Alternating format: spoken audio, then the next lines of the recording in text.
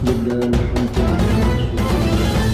alhamdulillah, wassalatu wassalamu ala rasulillah Sayyidina Muhammad ibn Abdullah, wala hawla wala quwata illa billah, amma ba'dah.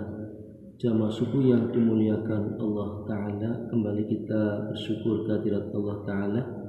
Salat dan salam semoga terlimpah pada junjungan kita Nabiullah Nabi Agung Muhammad sallallahu alaihi wasallam.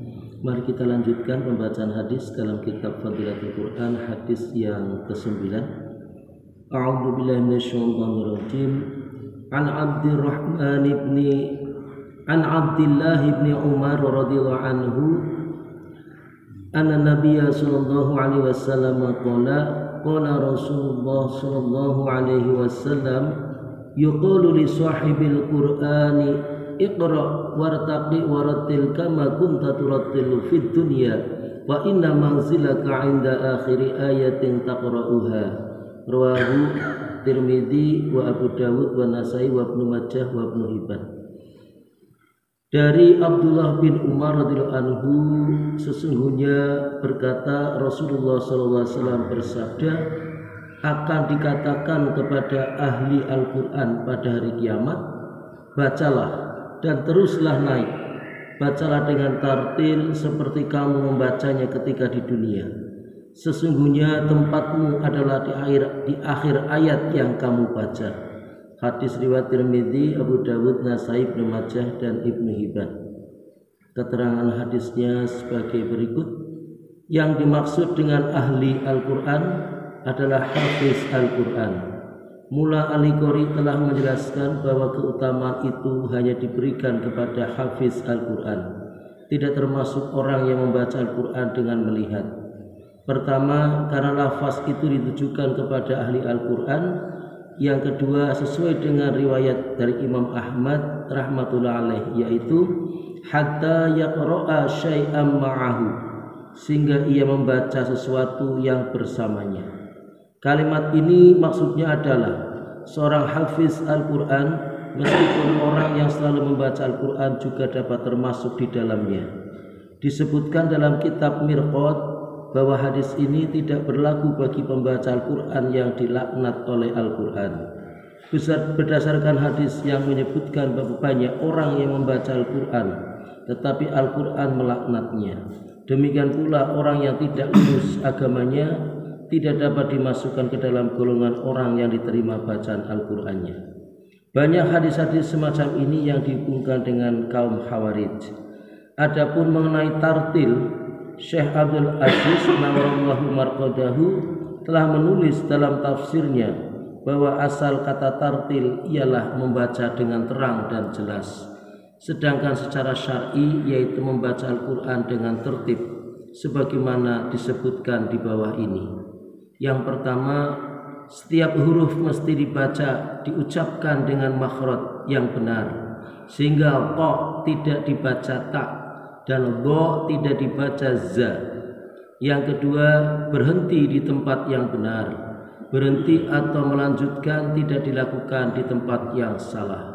Yang ketiga, membaca semua harokatnya dengan benar. Penyebutan fathah, kasroh dan dhammah dengan perbedaan yang jelas.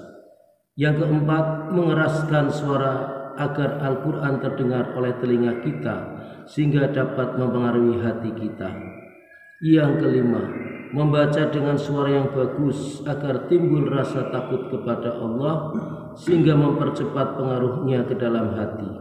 Orang yang membaca dengan rasa takut kepada Allah, hatinya akan lebih cepat terpengaruh serta menguatkan rohani dan berkesan mendalam di hati kita.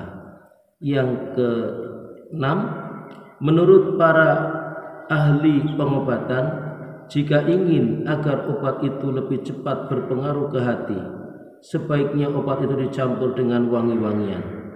Cara lain agar obat lebih cepat berpengaruh ke hati yaitu dicampur dengan rasa manis, karena hati menyukai manis. Untuk itu, jika hamba Allah memakai harum-haruman atau wangi-wangian ketika membaca Al-Quran, maka akan lebih berkesan dalam hatinya.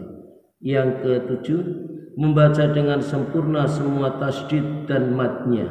Jika membaca dengan lebih jelas, maka akan menimbulkan keagungan Allah serta mempercepat masuknya kesan di dalam hati kita. Yang kedelapan, melaksanakan hak ayat-ayat rahmat dan ayat-ayat azab sebagaimana telah diterangkan di depan. Itulah 8 hal yang dimaksud membaca dengan tartil. Adapun maksud dari semuanya itu hanyalah satu, yaitu agar dapat memahami dan meresapi kandungan Al-Quran. Seseorang pernah bertanya kepada Ummul Mukminin Ummu Salamah radhiyallahu anha, bagaimanakah Rasulullah SAW membaca Al-Quran? Jawabnya, Rasulullah SAW menunaikan semua harokatnya, fathah, dhammah dan kasrah dibaca dengan sangat jelas. Demikian pula setiap hurufnya dibaca dengan terang dan jelas. Membaca dengan tartil sangatlah mustahab meskipun tidak mengetahui artinya. Ibnu Abbas radhiyallahu anhu berkata, membaca surah Al-Qari'ah dan Idza Zulzilah dengan tartil lebih baik bagi saya daripada membaca surah Al-Baqarah atau Ali Imran tanpa tartil. Demikianlah apa yang kita dengarkan, semoga dapat kita pahami dengan baik dan kita bermohon pada Allah agar kita diberi kekuatan untuk bisa mengamalkan, mempraktekkan dan merutinkan bacaan Al-Quran kita, sehingga kita akan semakin dekat kepada Allah Subhanahu wa Ta'ala. Karena surat cinta kita kepada Allah Ta'ala adalah senantiasa kita sibuk dengan Al-Quran, maka Allah akan mencintai kita insyaallah dan memudahkan membimbing kita dengan petunjuknya melalui Al-Quran. Demikian, dan mari kita tutup bersama dengan doa kafaratul majlis. Subhanallah wa bihamdihi, subhanakallah wa bihamdika, asyhadu an la ilaha illa anta, astaghfiruka wa atubu ilaik. Assalamualaikum warahmatullahi wabarakatuh.